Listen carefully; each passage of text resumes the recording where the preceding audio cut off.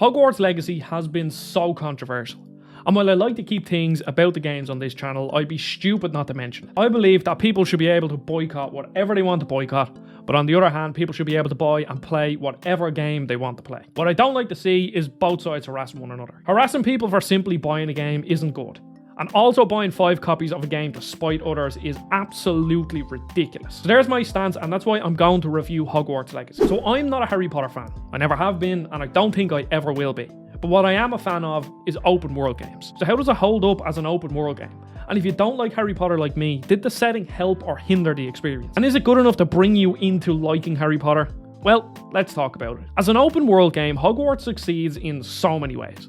The map isn't too big, traversing the world on your broom is snappy and fun, and then the open world activities lean more onto the physics-based puzzle side of things like Breath of the Wild or Immortals Phoenix Rising. Running around the world, clearing camps, doing Merlin trials and side quests is simply fun. The Merlin trials were my favourite of all of these activities. They're very similar to Korok Seeds or the Shrines in Breath of the Wild, where you have to use different abilities to figure out a solution to a handful of puzzles. There are a few types and eventually open world fatigue set in, but I had fun doing them. The combat at first is honestly extremely engaging. Learning new spells and how they interact with one another surprised me.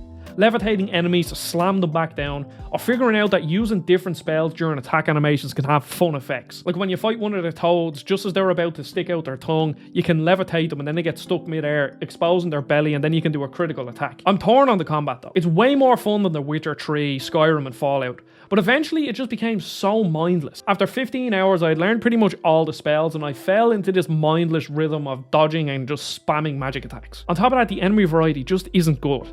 There are goblins, humans, and then a few different types of creatures like trolls, spiders, and wolves. Each of these have a few variants, but the method of fighting them is the exact same.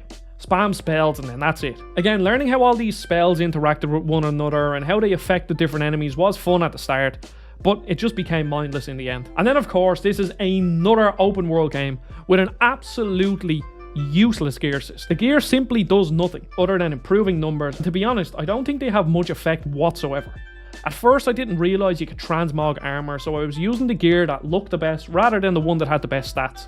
And I had no issues with the gameplay whatsoever. Open world games have to stop with these crappy gear systems. Either don't have a gear system or make it useful. And let's not forget the most annoying part about all of this, and that's the menus. They are absolutely horrendous. Like, what the feck is going on here? Every time I open up a menu, the game chugs. Every page you move has a couple of seconds delay. It made changing the already useless gear annoying, and then don't get me started on the map. It looks flashy, but Jesus is it annoying to navigate. Just like God of War and so many other games. I don't get how developers can get so much right when they're making their game, and then just forget to make a readable map and a snappy menu system. And then of course we'd have to talk about the side quests. These were honestly fantastic. Firstly, there are main side quests which revolve around another student from one of the 4 houses. One is about finding a cure for a curse, another is about hunting down poachers.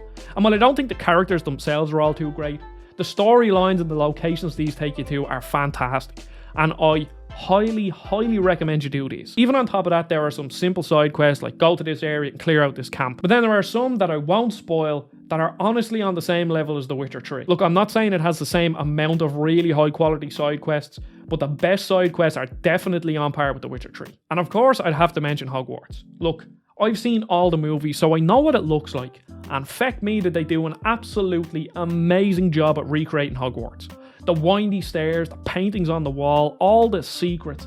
It's one of the best hub areas I've ever seen in a game. The attention to detail is staggering, and there are so many different puzzles and side stuff to do that it's just insane. Now, it is difficult to navigate at times, but that's probably more an issue with how Hogwarts is designed rather than how they designed it in the game. Now let's talk about the Harry Potter-ness of the game and how that affected my experience. From my telling, they very accurately recreated the feel and look of Harry Potter, but the opening to the game is so agonisingly slow.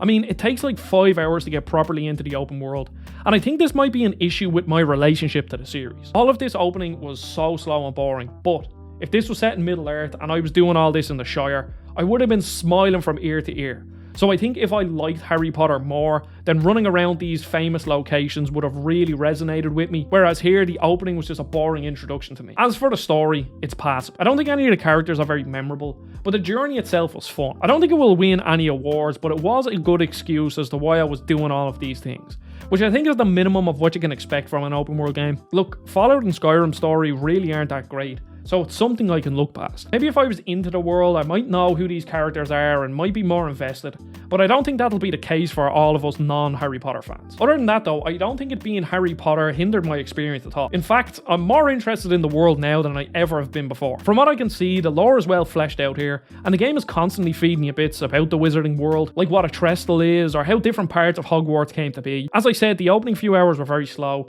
and I did think the game just wasn't for me. But once I got the broom and the game opened up, I was amazed at the world they had built. I'm unsure of if I'll go back to this to 100% it, but what I can say is that this is a very, very well made open world game.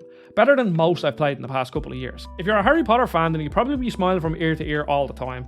And if you want an open world game, then this is 100% worth a pick up. If you're looking for another RPG to play, then I recently went back to The Witcher 3 to figure out if I could get back into it. So check out that video. Thank you for watching. Don't forget to subscribe, and I'll see you all on the next video.